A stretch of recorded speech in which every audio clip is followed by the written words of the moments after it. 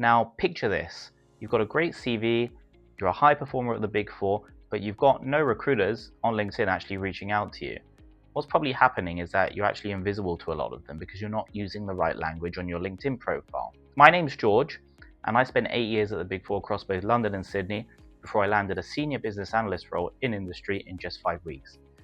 Today we're going to do a live audit of a LinkedIn profile, and I'm going to show you how it can be improved so you get more eyeballs and attention on your page from both recruiters and hiring managers. And hopefully you can implement some of these tips on your LinkedIn profile and increase the amount of attention that you get to your page and land that dream role in industry even more quickly. So with no further ado, let's just get into it. So as you can see on the screen, I've got a mock-up of a LinkedIn profile from Alex Smith, who is a manager at EY and clearly has some specialism in financial services and project management. So let's just go through in chronological order of the sections that I wanted to talk about today.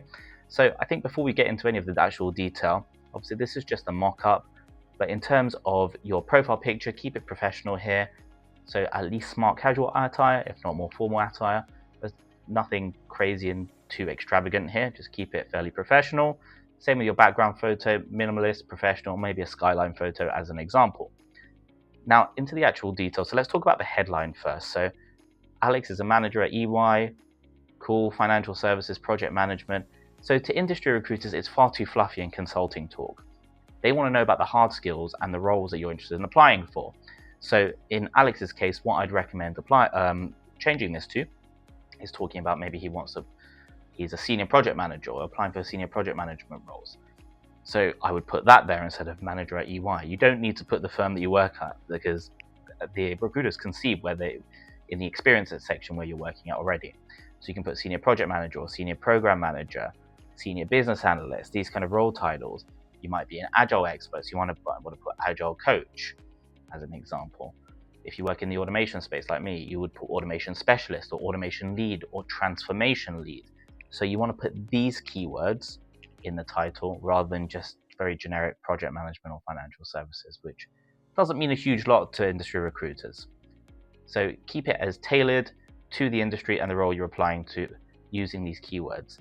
Now, the way LinkedIn works is it uses SEO to pick up your profile and rank it in the search results.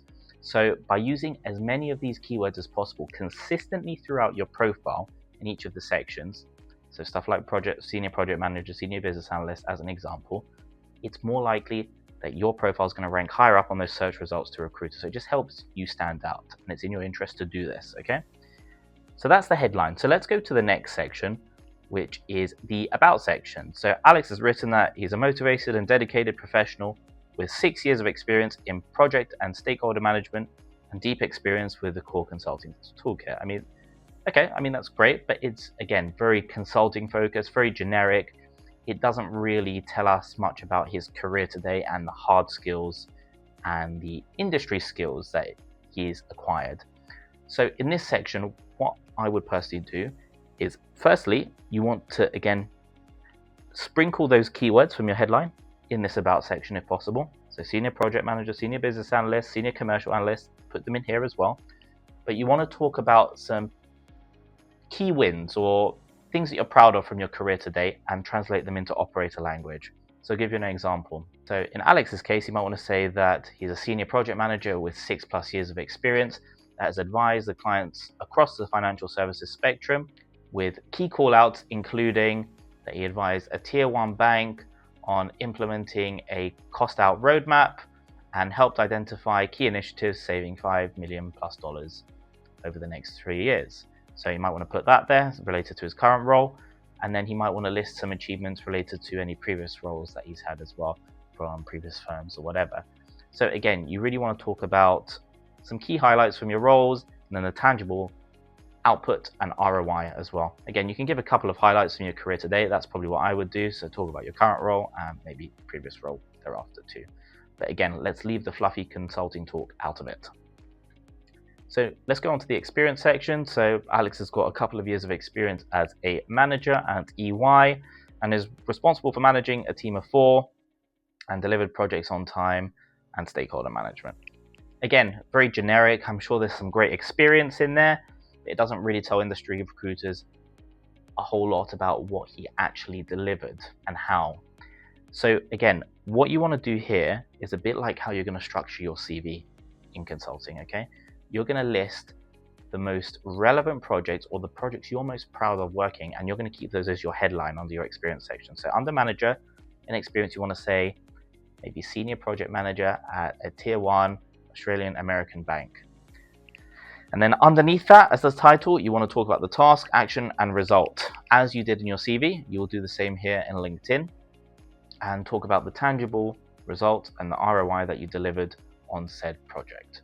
And it just shows recruiters exactly what you've done, what you've delivered, that you can get your hands dirty, and that you've actually achieved outcomes as well, which is what industry recruiters are looking for. Now, again, I will say this, any of those keywords that you've used in your headline and about section, let's keep them consistent. Let's sprinkle them in this section as well. It just helps the algorithm pick you up even more. So let's keep that as a consistent thing throughout your LinkedIn profile. So that's the experience section. Now, the final thing I want to talk about today is the skills. So Alex has put that he's got some skills in international project management and also business process analysis. And while these things are great, again, they're quite fluffy, they're quite high level. You want to get down to a granular level of detail on this. So if you work in the tech space like I do, for example, you want to talk about any vendor platforms that you've worked on, so like UiPath, Blue Prism, Automation Anywhere, Python, SQL, Power BI, Power Apps, that sort of stuff. Put all of that good stuff in here, SAP, Salesforce, etc. Project management, you might want to talk about that you've got some skills in Agile, Waterfall, list all of that good stuff here as well. So again, make it as industry focused as possible. Let's leave the soft consulting language out, or you keep it in here, but just drill down to a low level of detail, even with your skills as well. Okay. Now, as part of my stealth exit protocol, we don't actually apply for jobs. We make the recruiters and hiring managers come to us. And that's exactly what we're doing by optimizing our LinkedIn profile for SEO. They come to us and we don't have to do any of that outreach to them. Now, if you want to know more about my stealth exit protocol, you can go to my YouTube bio and book yourself a free strategy call. On this call, we assess your current situation and build you out a tailored roadmap to help you secure your dream industry role in 60 days by translating your advisory experience into commercial ROI and without sending any cold applications. I hope you found this video useful, and I'll see you in the next one.